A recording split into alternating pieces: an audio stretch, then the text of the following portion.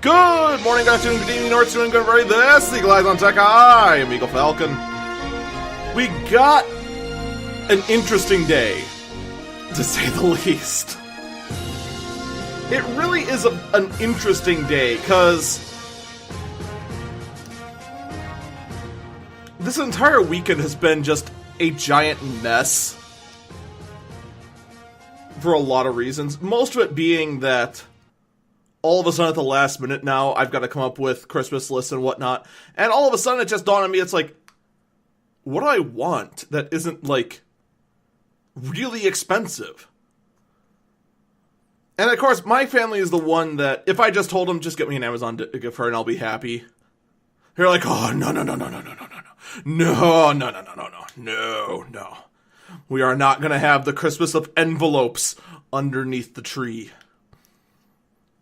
So, I gotta try and find stuff that's, like, under $50, which, as someone who streams, and the biggest thing he lacks right now is consoles, is rough. I mean, because, just think about that for a minute. I mean, I've already got a good mic. If I want to upgrade the mic at all, I have to then get a $100 mixing board, then get a new mic, more than likely have to get a new stand. So, I mean, you're talking about a $300 upgrade right there, which won't improve a whole lot, but will improve some things, and I'm not a big enough stream to justify that kind of cost. It's either that or, say, a 3DS with a capture card in it. That's way too much. Oh my god. Or a Switch, which is rare. It's just... It's just a mess, you know? But I will be thankful for one thing. I'll be thankful for one thing that about this podcast. I'm going to be extremely grateful that I made the intelligent decision to say, this is a tech podcast.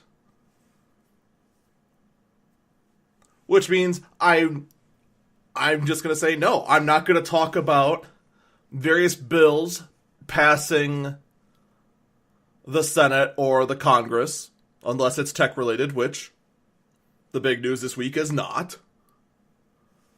I'm not going to talk about how that sort of thing was written up, even though it doesn't matter, because it's a whole new one's got to be written up anyway, because House and Senate doesn't match.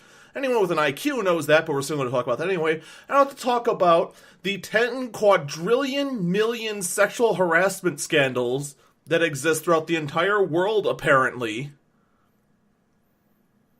And I'm going to try and do my best to not comment about the fact that apparently everyone is getting molested and sexually assaulted, and I am still single. Alright, anyway. Let's actually talk about some serious news that I've been meaning to talk about for 2 weeks, and I keep forgetting to talk about it. You're trying to figure out right now what that is, aren't you? I mean, what could it be? Eagle's so scatterbrained, it could be anything. Well, if you guess the fact that Uber concealed a massive hack that exposed 57 million users and drivers, well, you'd be correct. This is one I've been meaning to talk about for 2 weeks. This is right up my alley. But the fact that the hack occurred isn't the big deal. Though, don't get me wrong, it is a big deal. If you do use Uber, you may want to consider, changing your passwords, checking to make sure that your emails haven't been hacked. Take a look at your credit card information, make sure that there aren't strange charges on there, that you aren't just, buying gift cards out of the country or anything crazy like that. You want to go and check all that because these hackers did get credit card info. That's a big deal. But what's even worse is that you think me covering it 2 weeks later is bad? That is nothing compared to what Uber did about this. Because this breach took place in October of 2016.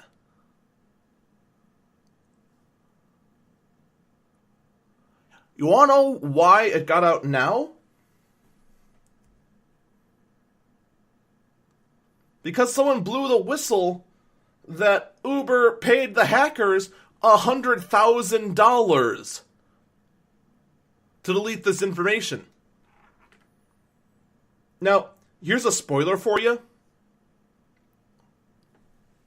They're saying, okay, the Uber paid these hackers $100,000 to delete the information and keep quiet about the breach. When you're dealing with black hat hackers, that's the kind of hacker that would do this sort of thing. They're not gonna delete that data. There's no way. They're gonna take your ransom, not gonna go public about it for a while, and then slowly leak it out and sell it out.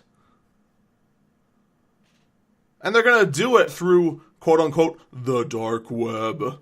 But they're gonna be kind of hush-hush about it.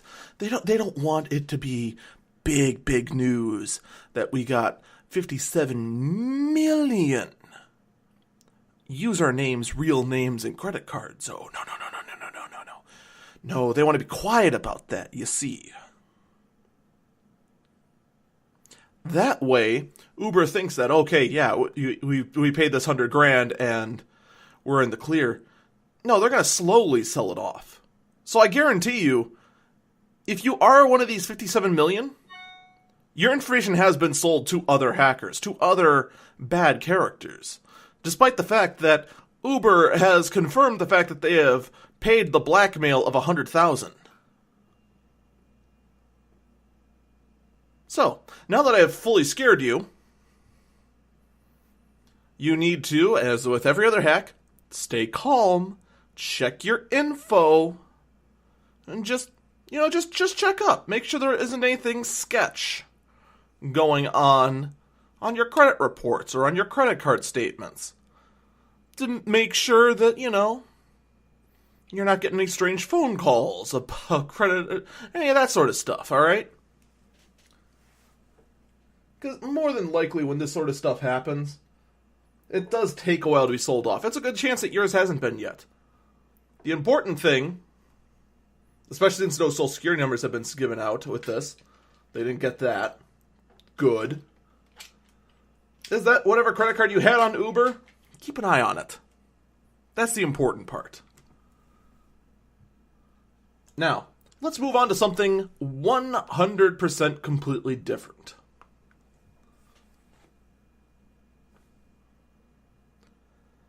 And that's going to be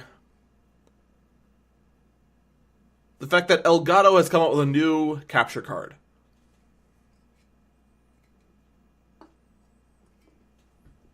Now, you're probably thinking, what does this have to do with anything? Well, the new capture card is a 4K 60 frames per second PCI Express internal capture card. These cards are used mostly by streamers or video production editors, those sort of things, to capture footage off another device. Normally, it's used by streamers to capture video game footage and broadcast it on the internet. The important thing here is that it's a 4K 60 frames per second card. The other big thing to notice here is that in a world where we're switching over to USB 3 and USB Type-Cs, this card is PCI Express and an internal card.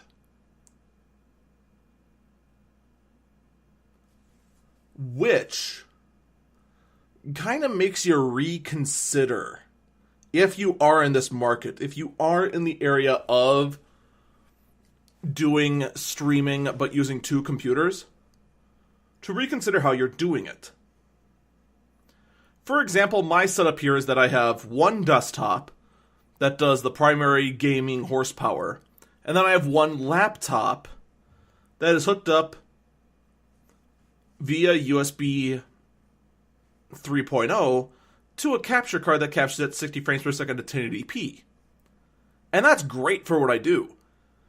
But at this time, if I wanted to step up my game, I would need to rethink my entire setup. The streaming rig would then have to become a desktop if I wanted to go 4K.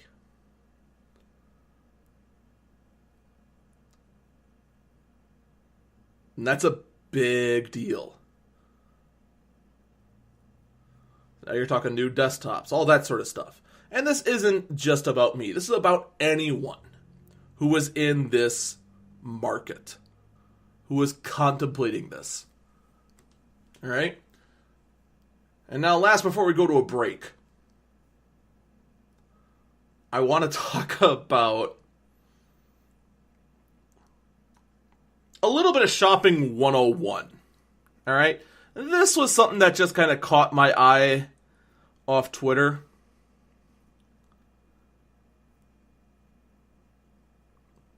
This comes from VentureBeat. The title is called Maybe Don't Buy a PC from QVC. Alright? QVC had on their system, I'm not sure if it was broadcasted on their television network or if it was just on a website or what the story was. But they had the Dell Alienware Area 51 desktop. This is a desktop that I have gone head-to-head with as far as trying to build something cheaper but still has that same sort of gaming style to it. Any idiot can go and build a computer of the same specs at cheaper. The key is, if you're going to go up against Alienware, you have to be sure to be able to win out on style. Because just being $500 cheaper isn't going to convince anyone that your build is better than the Alienware. Because yours just looks like a black box. Pfft, that's boring. Style is key when building, but I'm getting off topic. They had this rig for sale on QVC, saying that the QVC price is $3,269.96. The feature price on sale right now for $2969.96. Ooh, saving $300. Or for 4 easy payments, easy payments of $742.49. Okay, so anyone who knows about the basics of shopping can look at that and go, okay, there's a lot of price slashing here. You're splitting it down to 4 easy payments of a 3-digit number to try and catch someone's eye. Alright? These are all tricks to make it seem like something is cheaper than it actually is. So, the real question is this featured slashed price that QVC has a deal?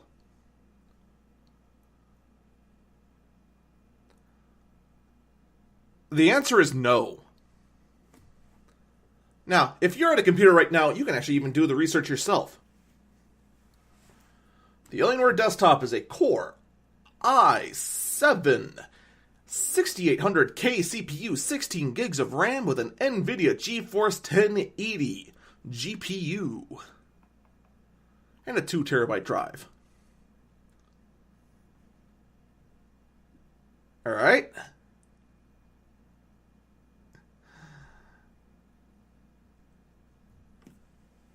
What's the problem? I'm going to give those who are doing the research themselves a little bit of time. In fact, those of you who are doing your research, pause a little bit and see if you get the same price as my research. 1, 2, 3, 4, 5. My research says you can buy this system from Best Buy. Not even directly from Dell, from Best Buy. Where Best Buy gets it from Dell and then marks it up their little bit so that they can get their cut. Now, of course, Best Buy gets it at a discount from Dell. etc., etc., etc., but that's beyond the point. The point is that you can get from a third party, from Dell, or from Best Buy, a third party for $2,288.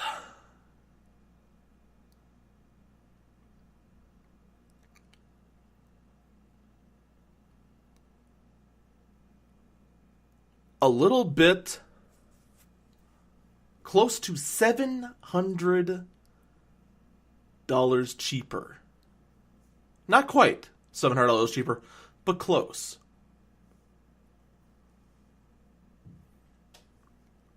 Now, of course, you can build a system close to this for probably around $1,800. I didn't actually go and do the checking, mainly because if I'm going to do the build, I want to make sure I get that style, like I said earlier.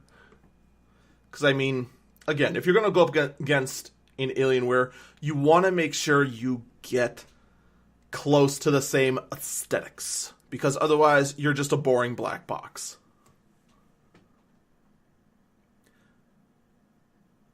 A $700 markup.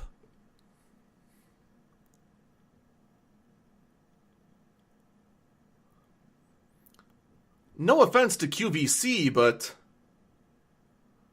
no. Are you mad? Get real. No. There's just no way. We'll be right back. When we get back, we got the last burb story of the day, plus a look at where the console market is going into the holiday season. We'll be right back.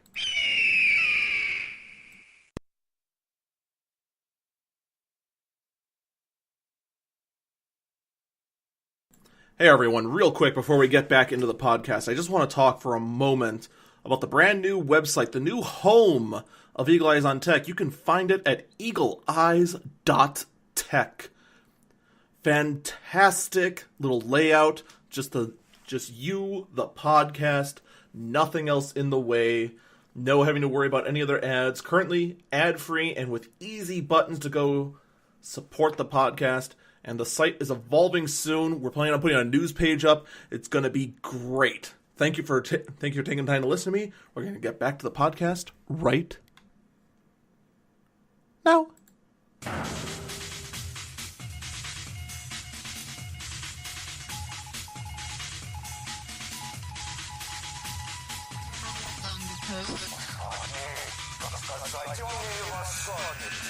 Welcome back, Eagle Eyes on Tech. Let me go file this. So,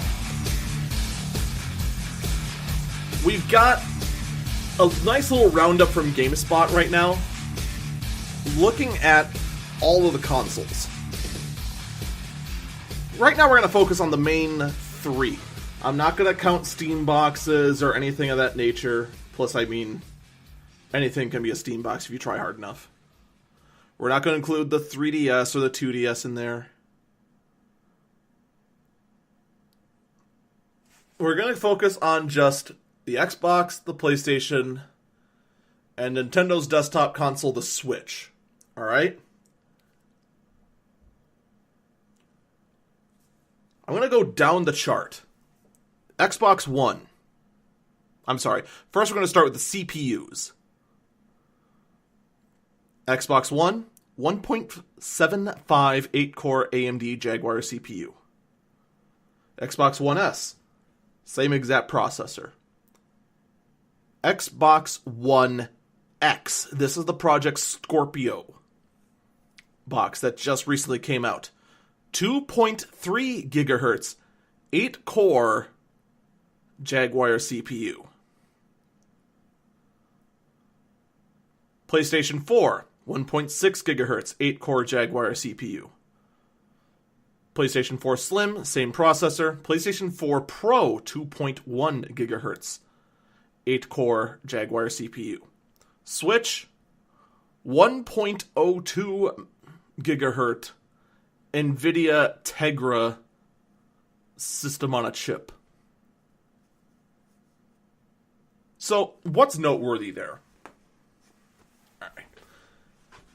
The PlayStation 4 Pro was not getting anywhere close to the performance it was supposed to for one big reason.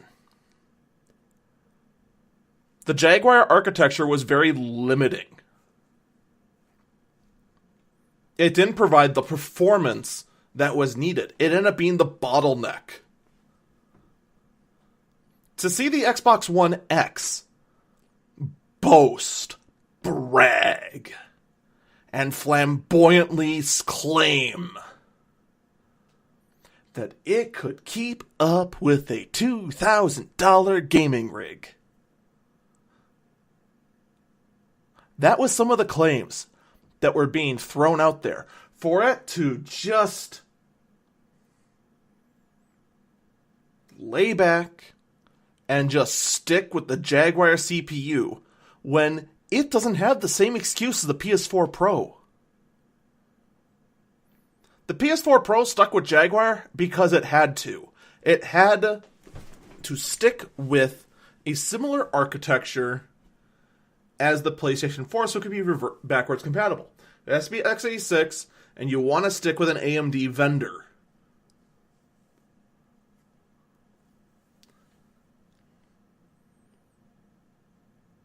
What's Microsoft's excuse? They had access to Zen. They had access to the newer, higher-end Ryzen CPUs. But they didn't do it.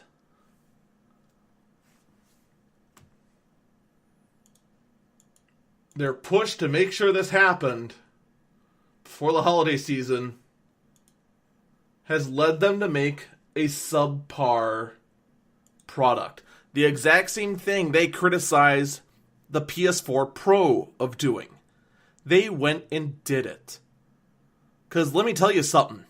That 200 megahertz, that 0.2 gigahertz that you got on the PlayStation 4, that ain't enough. You have a problem.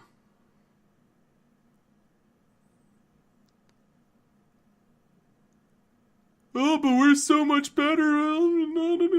We got 6 teraflops of GPU performance. Yeah, well, the PlayStation 4 has 4.2 teraflops of performance, and they can't use it.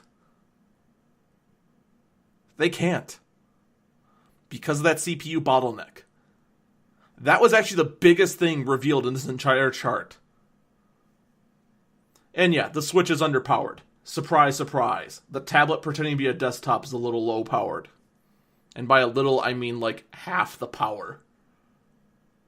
Actually like a quarter of the power. But we're going to get to that in a minute. Alright? I'm just going to go over the teraflop numbers, alright? Because me saying integrated AMD graphics clocked at such and such is going to be meaningless, alright? Actually, no, I take that back. Alright, I'm going to summarize this. Xbox One.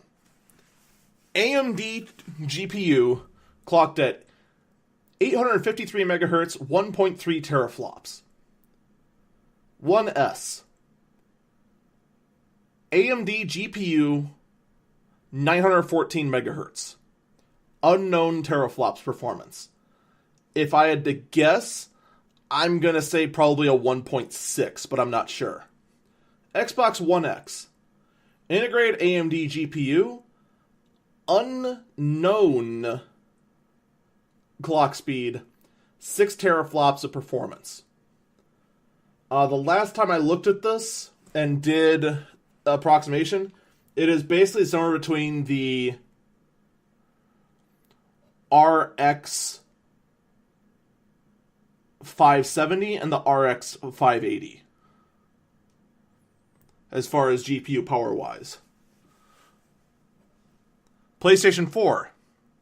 AMD GPU 800 megahertz, 1.8 teraflops. Alright? Lower clock speed, better performance. Alright? PlayStation 4 Slim. Exact same GPU. PlayStation 4 Pro. Polaris GPU, unknown clock speed, 4.2 teraflops. More than likely, this is a RX 460. Close to a 470-ish. Switch.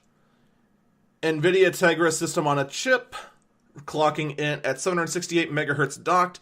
307 megahertz undocked. Alright, so it has dynamic clocking based on whether it's docked or not.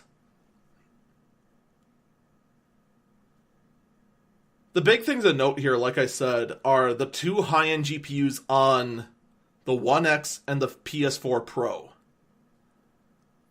Both of these systems are heavily bottlenecked because of the CPUs. This is the problem that you have when you're trying to get a console to be under 100 watts.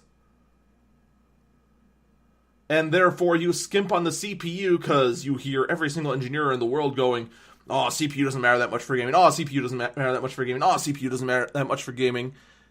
And then you put in a tablet processor, and lo and behold, if you put in a low power enough CPU, it'll start affecting things. RAM. Xbox One, 8 gigs, DDR3. Xbox One S, same, 8 gigs, DDR3. Xbox One X, 12 gigs, GDDR5. PlayStation 4, 8 gigs, GDDR5. PS4 Slim, 8 gigs, GDDR5. PlayStation 4 Pro, 8 gigs, GDDR5. Switch, 4 gigs integrated SoC RAM.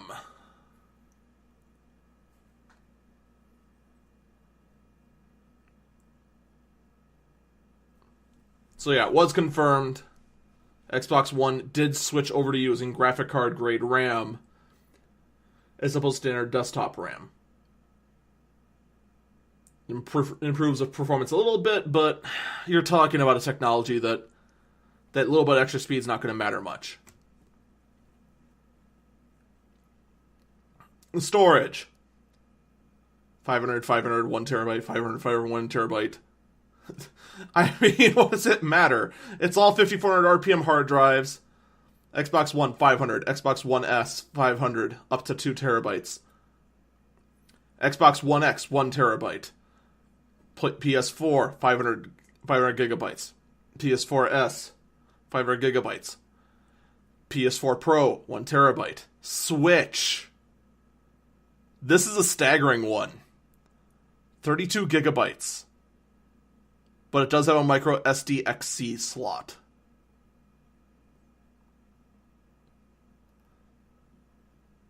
And the rest of the things don't really matter, except for the price. We're going to get to the price here, all right?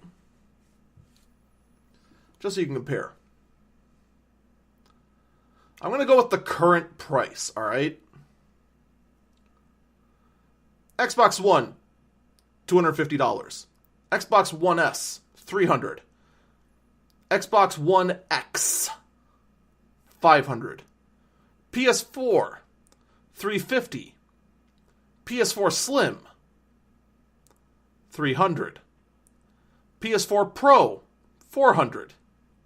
Switch, $300.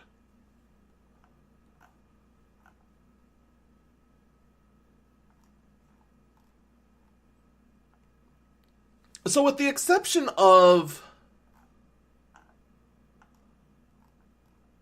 let's just take a look at it for a minute. All right. The Xbox One X is the highest powered console here, though you're going to run into some serious limitation problems. You just are. That CPU is going to hold back that GPU. There's no question about it. It's not even debatable. It's going to happen. All right?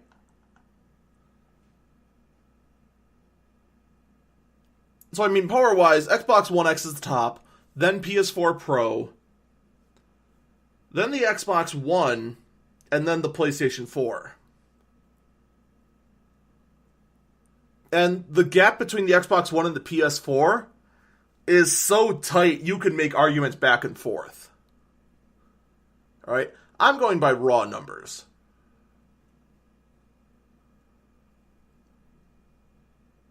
Probably when push comes to actually, no, I take that back. PS4 probably would outperform the Xbox One. Just because they have that GPU better optimized. So, One X, PS4 Pro, PS4, then X1. And then Switch at the bottom.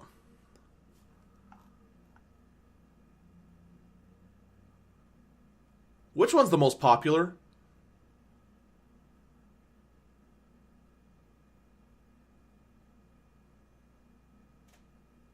You know the answer. It's the Switch. The thing that on every level, CPU, hilariously underpowered. GPU, best case scenario, half the graphic card power. RAM, half the RAM. Storage, nothing. 32 gigs, that is nothing compared to every other console.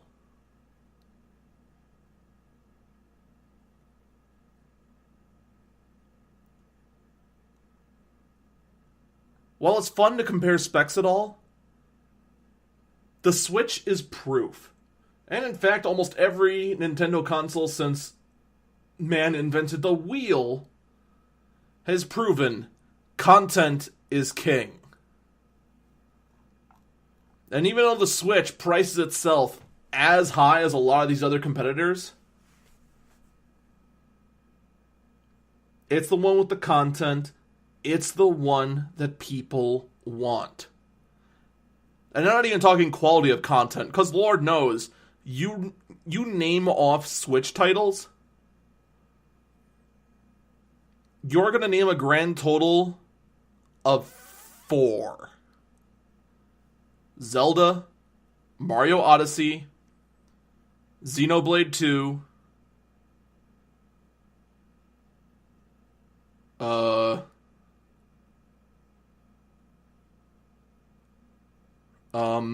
Splatoon 2. There's another one. And each and every one of those games is one that's exclusive to the Switch. And especially when you talk Mario, they're all games that anyone can play. Whereas you look at the other games, you're looking at teenager and adult and only alone.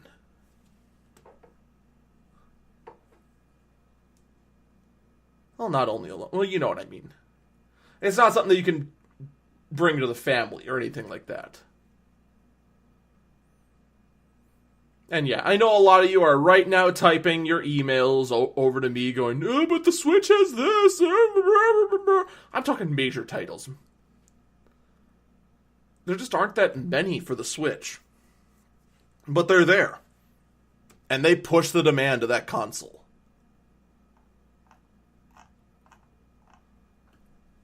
But as I said earlier, the biggest thing to come out of this hunt that GameSpot has done is the fact that the Xbox One is still using the Jaguar CPU when they had every opportunity to just not do that. And that is the real shame. Alright, let's get to the last burb. The last story of the day, the weirdest story of the day.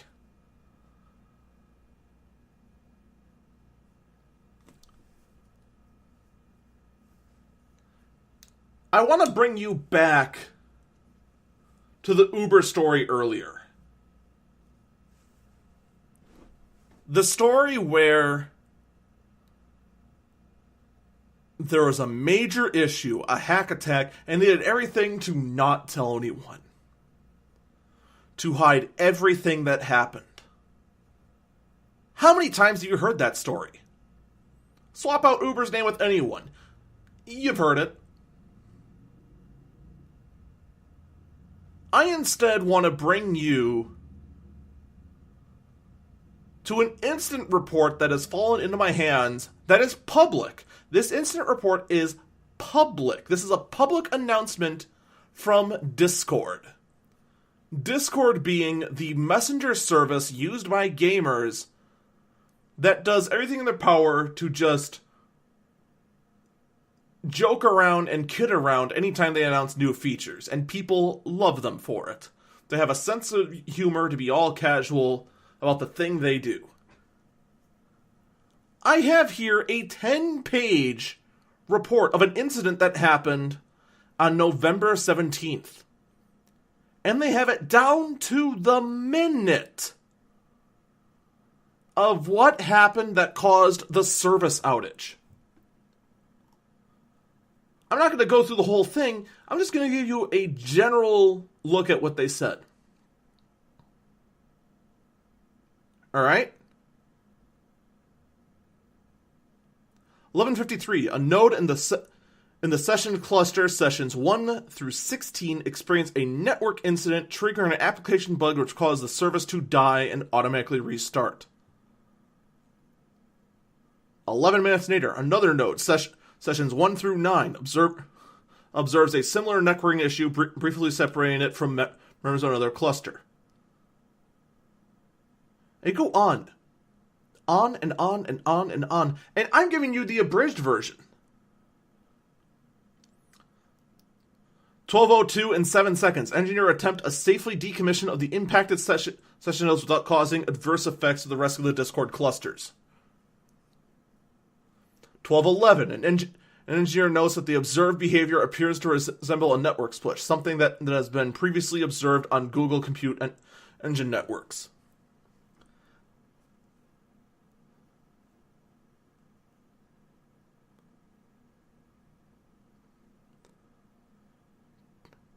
(2:09) Engineers confirm that this failure resembles a previous issue and executes another forceful termination.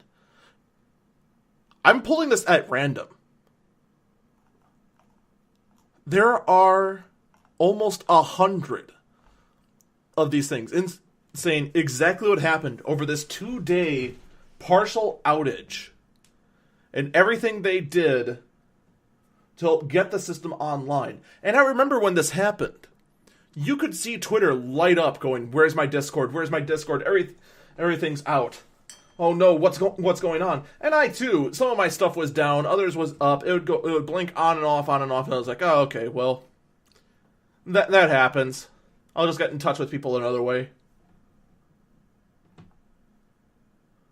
But they even have the investigation analysis. The root cause of the sequence of outages was instability in the network layer on our VMs hosted within Google's cloud platform. This instability presented itself as a loss of network connectivity for short periods and was caused by an upgrade Google rolled out.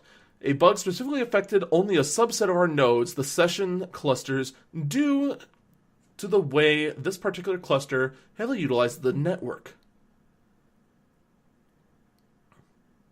On top of the network instability caused by Google's rollout, Discord engineers identified multiple issues that contributed to or exacerbated the impact of the root cause, including, and then it lists multiple different points, which goes into more detail than even I understand.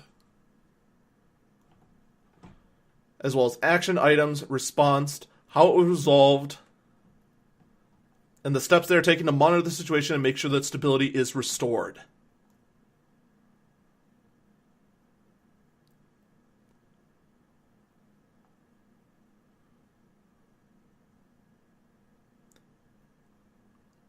NBC still wants to claim adamantly, underline adamantly. And actually, before I make that claim, let me just make sure that YouTube video is still there. NBC Discord. Still up.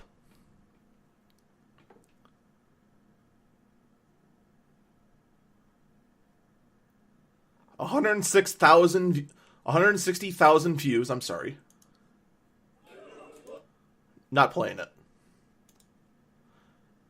51,000 dislikes compared to 458 likes. they still want to claim that this is some secret tool used to promote a fringe movement. That they're hiding so many secrets.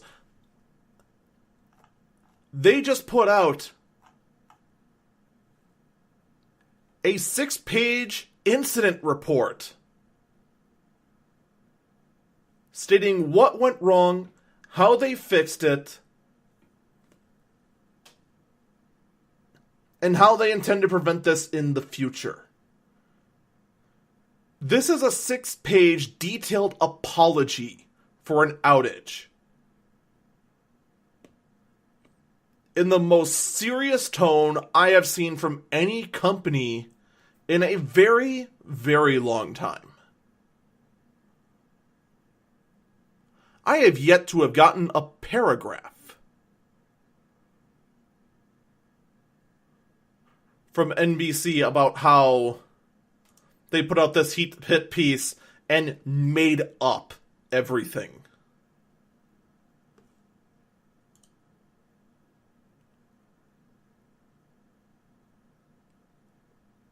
Bravo, Discord. Bravo.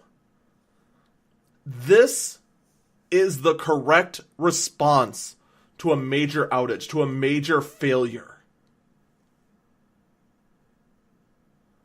And I wish everyone, every major company out there, would follow in Discord's footsteps in providing all the details when something goes wrong.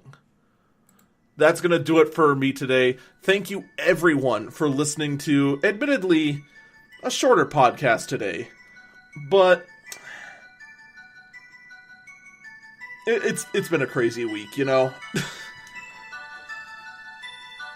So, I'm going to have more stuff next week. We are actually going to broadcast live 12 o'clock Central Time, right at twitch.tv/EagleFalcon.